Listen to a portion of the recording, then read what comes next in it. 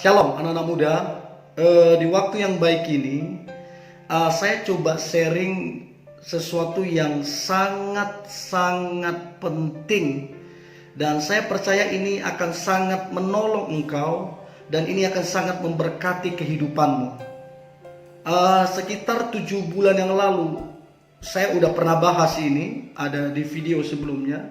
Bahkan 2 minggu yang lalu juga pernah saya singgung, ada video lainnya.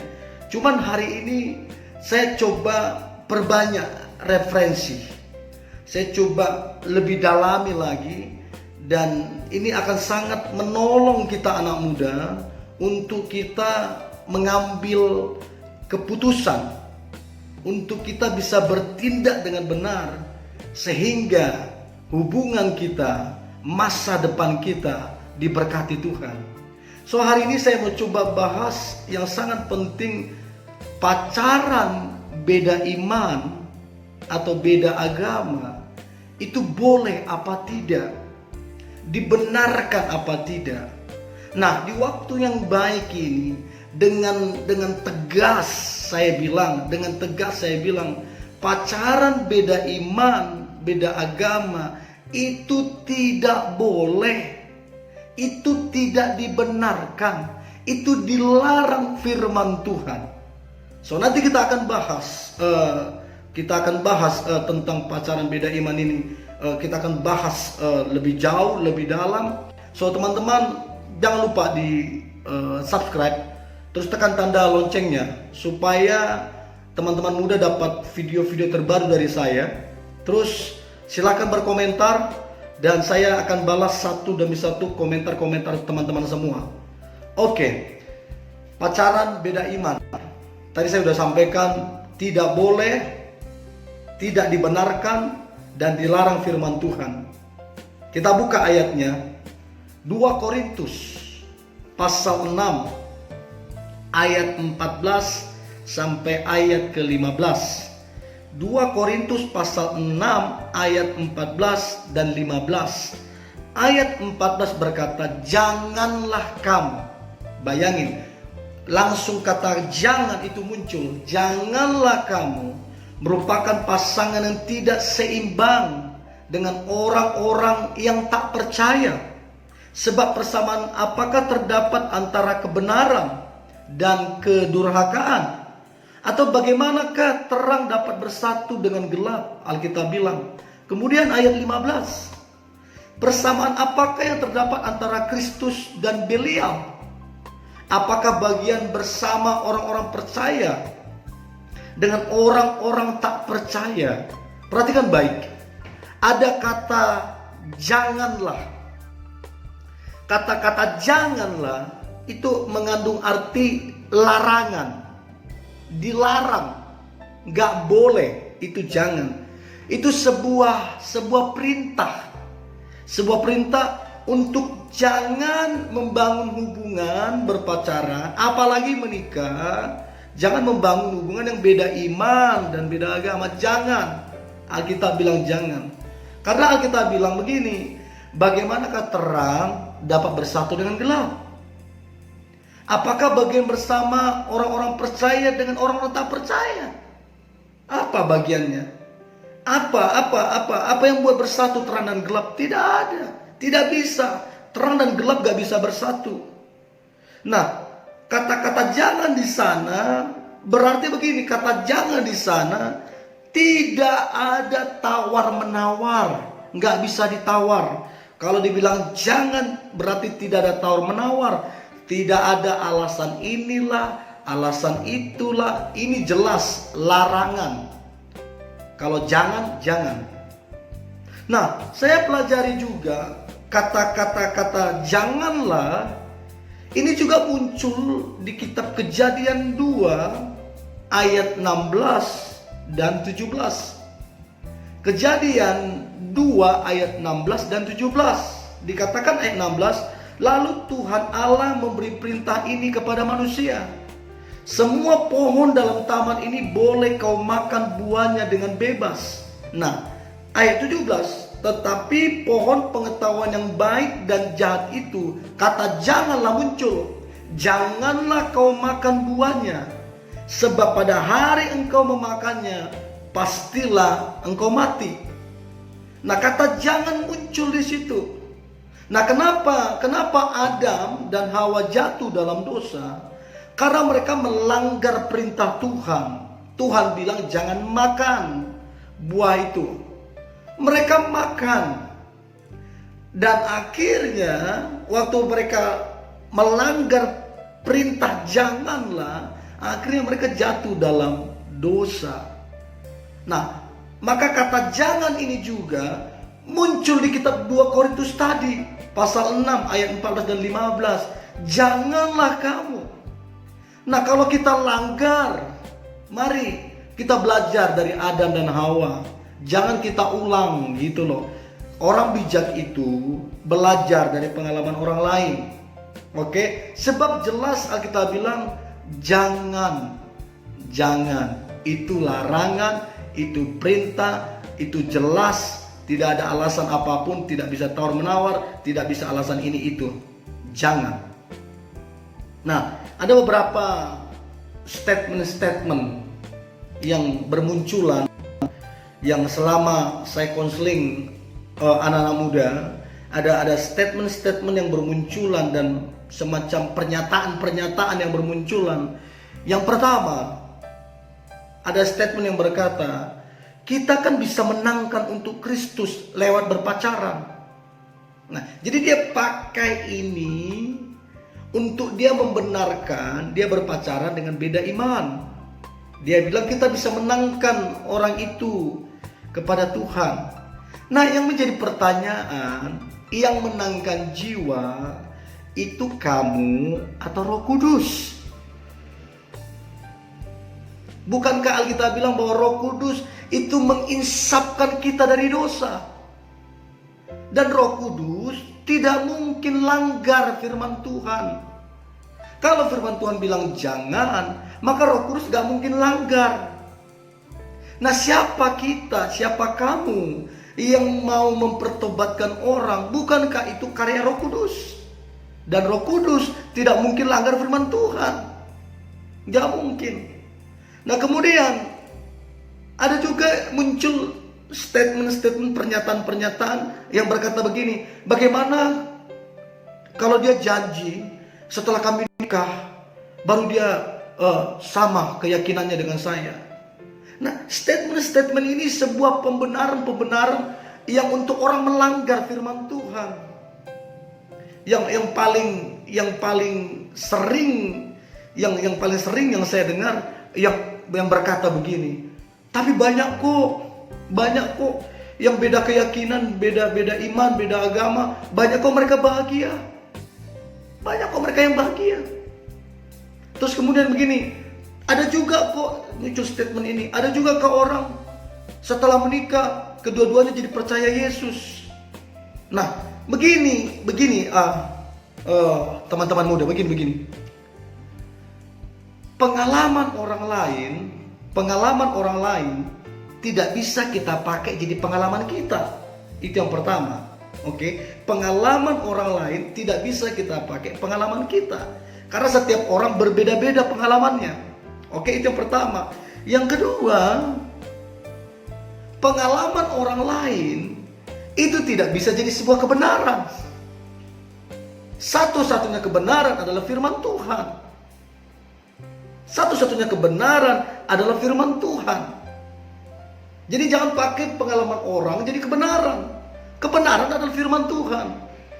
Nah, sekarang saya tanya anak-anak muda yang PDKT sama mungkin beda keyakinan, yang mungkin lagi pacaran dengan beda keyakinan. Sekarang saya tanya dengan jujur, apakah engkau mengasihi Tuhan?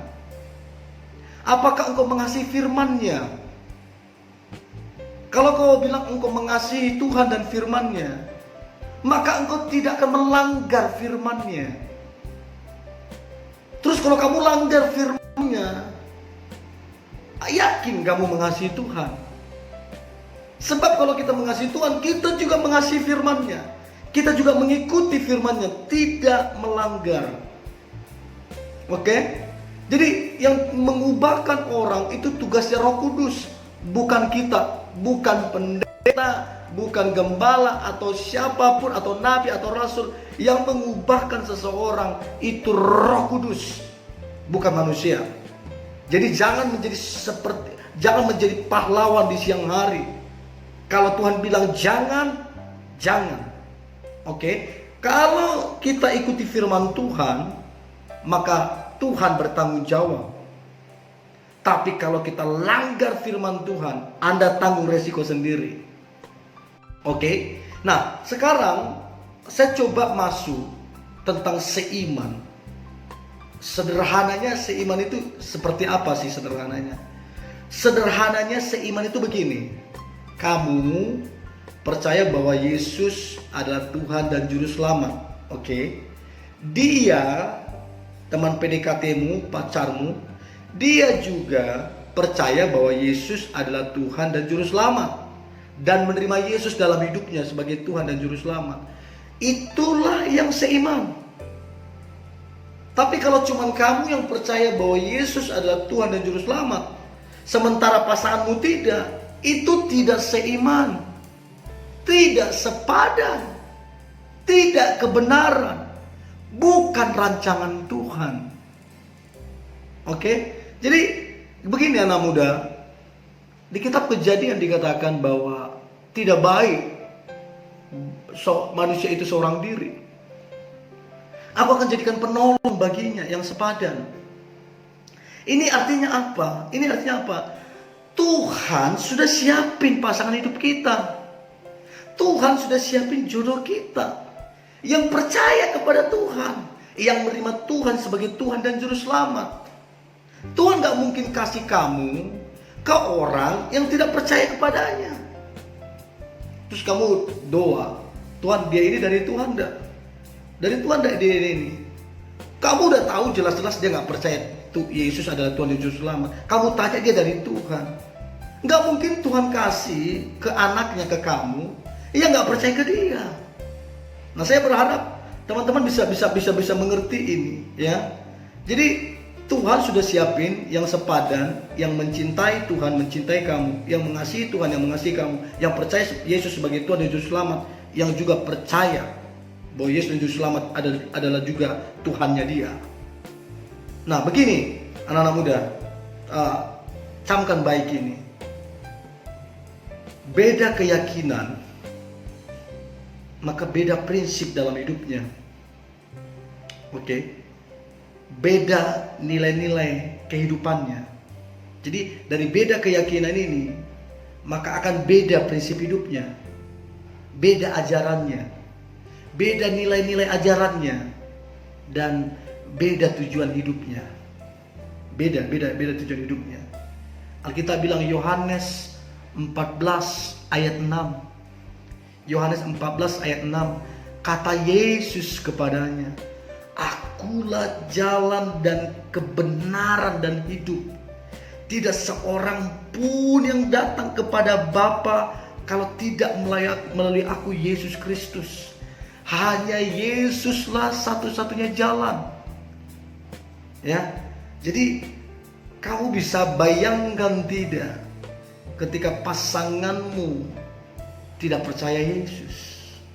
Kamu bisa bayangkan tidak kelak nanti kamu punya anak, dan terakhir anakmu memilih untuk tidak percaya Yesus, karena dia memilih mungkin papanya yang tidak percaya Yesus, karena mungkin memilih mamanya yang tidak percaya Yesus.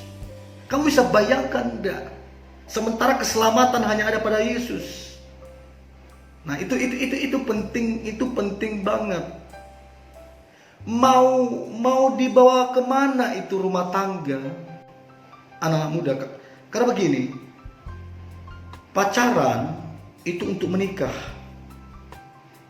Jangan pacaran kalau belum siap menikah. Nah, sekarang kamu udah siap udah nikah? Kalau udah siap nikah, dengarkan baik. Mau dibawa kemana nanti rumah tanggamu kalau dua nakodanya? Satu ke kiri, satu ke kanan. Satu lurus, satu ke belakang. Mau dibawa kemana dua nakoda? Jadi maksudnya saya anak-anak muda, mari bijaklah. mulailah berpikir lebih luas, mulailah hidup dalam takut akan Tuhan, mulailah untuk sungguh-sungguh di dalam Tuhan. Percayailah firman Tuhan, sebab firman Tuhan adalah kebenaran yang mutlak, gak bisa ditawar-menawar. Nah, sekarang saya mau beritahu nih, mungkin teman-teman tahu ini atau mungkin gak tahu, tapi saya coba beritahu. Apa keuntungan dari pacaran yang seiman dan apa kerugiannya? Keuntungan dari orang yang pacaran seiman, yang pertama, sama-sama berdoa dengan Tuhan yang sama. Asik banget kan? Jadi kita sama-sama berdoa kepada Yesus, kamu dan pasanganmu. Itu keuntungannya. Yang kedua, orang tua kemungkinan besar dan memang akan menyetujui hubungan yang seiman. Jarang sekali orang tua merestui hubungan yang tidak seiman. Oke. Jadi keuntungannya adalah kalau kita seiman, orang tua masing-masing itu mendukung karena seiman. Yang ketiga keuntungannya adalah kamu dan dia sama-sama bergereja. Kan gak lucu kamu ke gereja, dia ke tempat yang lain. Kan aneh kan? Nah, kemudian keuntungannya adalah kitabnya sama, gak berbeda. Pesannya sama, isinya sama, tujuannya sama, gak berbeda. Tapi kalau kitabnya beda, ya pesannya beda, tujuannya juga beda karena beda. Nah, untuk itu teman-teman muda, carilah yang seiman. Supaya apa? Supaya sama-sama berdoa di dalam nama Tuhan Yesus. Supaya orang tua merestui. Supaya sama-sama bergereja nanti. Anakmu juga ikut bergereja. Kan indah banget itu. Terus juga sama Alkitabnya. Nanti kelak kamu udah berkeluarga, baca Alkitab pagi-pagi renungan, sama kitabnya. Kan aneh kalau beda kitabnya. Oke. Dan kemudian apa kerugian? Apa kerugian dalam hubungan yang tidak seiman? Apa kerugiannya kalau hubungan itu tidak seiman? Apa kerugiannya? Maka kerugian yang pertama adalah berdoa ke Tuhan yang berbeda. Ya, kamu berdoa ke Tuhan Yesus, dia berdoa ke Tuhan yang lain karena tidak percaya Yesus sebagai Tuhan dan Juru Selamat. Yang kedua, kerugiannya adalah biasanya orang tua tidak mendukung, tidak memberi restu. Itu kerugiannya. Yang ketiga, berbeda tempat ibadahnya. Yang keempat, beda kitabnya. Dan yang kelima, beda tujuan hidupnya. Ingat ya, hanya di dalam Yesus satu-satunya jalan menuju keselamatan. Hanya lewat Yesus. Di luar Yesus tidak ada. Itu sudah titik, nggak ada lagi. Di luar Yesus tidak ada. Nah, jadi teman-teman muda, pacaran itu bukan ajang untuk coba-coba, bukan ajang untuk iseng-iseng, mengisi kekosongan, mengisi kesepian. Udahlah, ketika saya kesepian, ya udahlah saya pacaran, nggak apa-apa, beda iman. Terakhir salah bergaul. Nah, coba, maksudnya saya coba didalami ini. Pacaran untuk menikah, menikah untuk menggenapi rencana Tuhan. Oke. Jadi kalau kamu gak siap menikah, jangan pacaran. Tapi kalau udah siap menikah, pacaranlah. Pacaran bukan untuk main-main, bukan untuk iseng-iseng isi kekosongan. Kalau kamu hari ini merasa kesepian, merasa kosong, kamu gak bisa dapat di dalam berpacaran. Kamu tidak bisa dapat dari laki-laki ataupun perempuan. Kalau kamu kosong dan kesepian, datang ke Tuhan. Dia yang mampu mengisi kekosonganmu. Dia yang mampu memberikan kebahagiaan. Jangan karena kamu merasa kesepian, kekosongan, baru kamu pacaran dan kamu sembarang aja pacaran. Jangan. Bahaya resikonya. Oke. Nah, Saya kasih satu contoh seorang yang berhikmat, seorang yang bijaksana, dan orang ini adalah Salomo. Siapa yang gak tahu Salomo? Begitu populernya cerita hidupnya. Kita bilang bahwa Salomo ini orangnya sangat berhikmat. Dia sangat bijaksana di zamannya dia. Nah, dikatakan dalam 1 Raja-Raja 4 ayat 29, dikatakan begini. Dan Allah memberikan kepada Salomo hikmat, bayangin, dan pengertian yang amat besar, serta akal yang luas seperti dataran pasir di tepi laut. Saking berhikmatnya itu Salomo. Satu kali ketika Salomo buat korban terbesar, Tuhan berfirman, apa yang kau minta Salomo? Dia gak minta kekayaan, dia gak minta panjang, dia gak minta apa yang dunia cari. Dia cuma minta untuk bisa menimbang mana yang baik, mana yang benar. Dan Tuhan lihat itu adalah baik. Bayangkan orang seperti ini. Saya pikir orang seperti ini sangat sungguh-sungguh di dalam Tuhan. Dia tidak cari yang dunia cari. Dia cuma minta hikmat. Dan Tuhan bilang begini, aku akan tambahkan yang lain. Nah, kemudian 1 Raja 4 ayat 34 dikatakan, saking berhikmatnya, saking diurapinya, maka dikatakan begini, maka datanglah orang-orang dari segala bangsa mendengarkan hikmat Salomo, dan ia menerima upeti dari semua, bayangin, raja-raja di bumi. Jadi semua raja-raja di bumi, mereka datang kepada Salomo karena Salomo itu sangat berhikmat. Dan hikmatnya Salomo itu dari Tuhan. Coba bayangkan, Tuhan kasih hikmat kepada orang ini, tapi ada hal yang mengerikan, ada hal yang tragis dalam hidupnya Salomo. Dia mengakhiri hidupnya dengan menyembah Allah lain. Kenapa Salomo yang begitu diurapi Tuhan sebelumnya, begitu diberikan hikmat Tuhan sebelumnya, begitu diberkati Tuhan sebelumnya, kenapa dia bisa meninggalkan Tuhan? Tahu kenapa? Karena pasangan hidupnya tidak seiman. Tidak seiman, beda keyakinan. Alkitab bilang pergaulan yang buruk merusak kebiasaan yang baik. So jangan bilang kita bisa menangkan dia, Pak, kita bisa bawa dia kepada Tuhan. Lebih diurapi mana kamu dari Salomo? Lebih berhikmat mana kamu dari Salomo? Lebih diberkati mana kamu dari Salomo? Dia yang betul-betul sungguh-sungguh sebelumnya di dalam Tuhan, yang tidak hitung-hitungan korban, yang dia cari bukan dunia, bukan harta dunia, yang dia cari hikmat. Bukankah Amsal berkata permulaan dari hikmat adalah takut Tuhan? Kalau permulaan dari hikmat adalah takut Tuhan, berarti Salomo memilih untuk takut Tuhan. Tapi orang yang takut Tuhan ini pada akhir hidupnya dia tidak percaya Tuhan. Pada akhir hidupnya dia menyembah kepada berhala-berhala. Nah, dari mana kita tahu? Mari kita baca. Dan ini sangat akan memberkati. 1 Raja-Raja 11 ayat 4 sampai 11.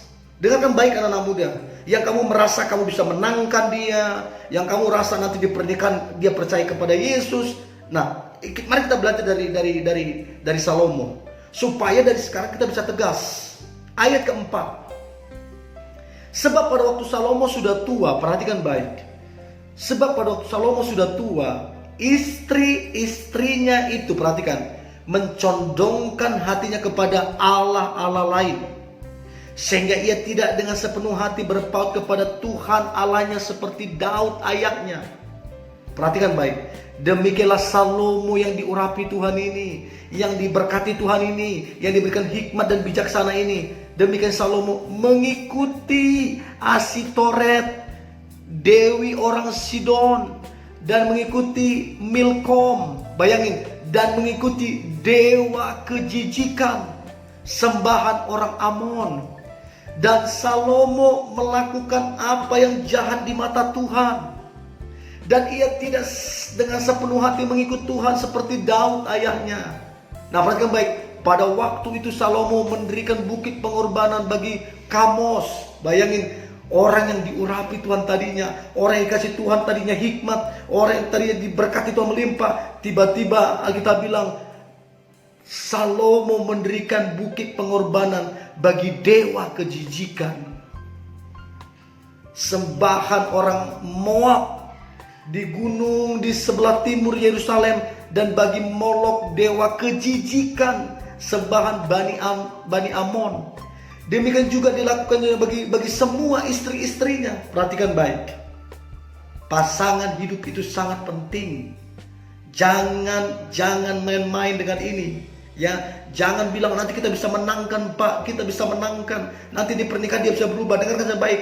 Alkitab bilang, demikian juga dilakukan Salomo bagi istri-istrinya. Orang-orang asing itu yang mempersembahkan korban ukupan dan korban sembelihan kepada Allah mereka. Sebab itu Tuhan menunjukkan, perhatikan baik, menunjukkan murkanya kepada Salomo.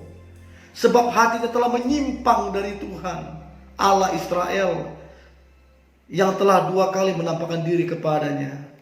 Yang ke-10, dan yang telah memerintah kepadanya dalam hal ini, supaya jangan mengikuti Allah lain, akan tetapi ia tidak berpegang pada apa yang diperintahkan Tuhan. Yang terakhir, ayat 11, lalu berfirmanlah Tuhan kepada Salomo, oleh karena begitu kelakuanmu, engkau mengambil pasangan yang tidak sepadan, engkau mengikuti Tuhannya mereka, engkau mengikuti Allah sesembahan mereka, dewa-dewa mereka, karena pergaulanmu salah.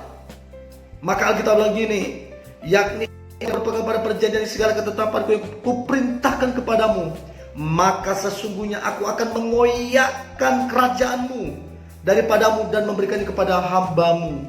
Perhatikan baik anak-anak muda, Salomo dia lebih memilih hikmat atau bisa menimbang mana yang baik, mana yang benar, daripada mencari harta dunia, daripada hal-hal dunia yang dicari dunia. Kalau dia minta hikmat, Alkitab Amsal berkata takut Tuhan, permulaan dari hikmat adalah takut Tuhan. Berarti dia lebih memilih takut Tuhan daripada harta dunia. Bayangin, dia mulai dengan roh sampai Tuhan berikan hikmat, sampai raja-raja di seluruh bumi datang untuk mendengar hikmat yang Tuhan kasih. Tapi bayangkan akhir hidupnya ketika dia punya istri-istri yang tidak seiman, yang menyembah kepada dewa-dewa, kepada Allah lain. Pergaulannya Salomo rusak. Akhirnya dia menyembah kepada dewa-dewa, dewa kejijikan dia sembah, Allah lain dia sembah, dan Tuhan murka kepada dia. So, teman-teman muda, jangan langgar firman Tuhan. Kalau Tuhan bilang jangan. Kalau Tuhan larang, jangan. Kalau Tuhan larang, dia tahu itu gak baik untukmu. Kalau itu baik, dia gak larang. Jadi kalau dia larang, dia tahu itu gak baik untukmu. Ya, so ini yang boleh saya bagikan. Saya tutup dengan statement dari saya. Boleh apa tidak pacaran atau menikah dengan beda iman atau beda agama? Maka saya jawab dengan tegas, tidak boleh. Alkitab melarang. Dan selamat mengambil keputusan anak-anak muda. Alkitab bilang pilihlah kehidupan atau kematian, pilihlah kutuk atau berkat. Nah sekarang pilihlah. Anda sudah dengar firman Tuhan ini, dilarang sama Tuhan, dilarang firman Tuhan. Pilihlah taat kepada firman Tuhan atau tidak.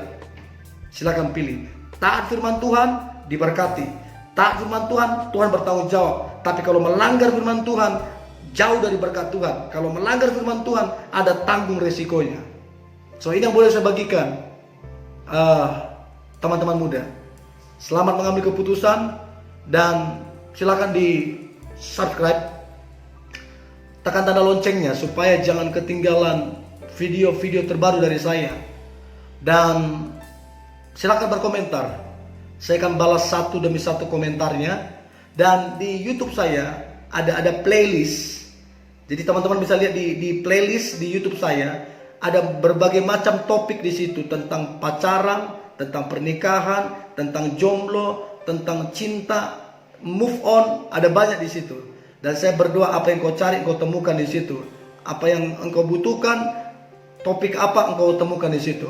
Yang terakhir, tetap semangat, tetap antusias, dan percayalah, apabila Tuhan di pihakmu, maka engkau akan keluar. Maka dalam hidupmu akan penuh dengan kemenangan-kemenangan. Tuhan Yesus memberkati.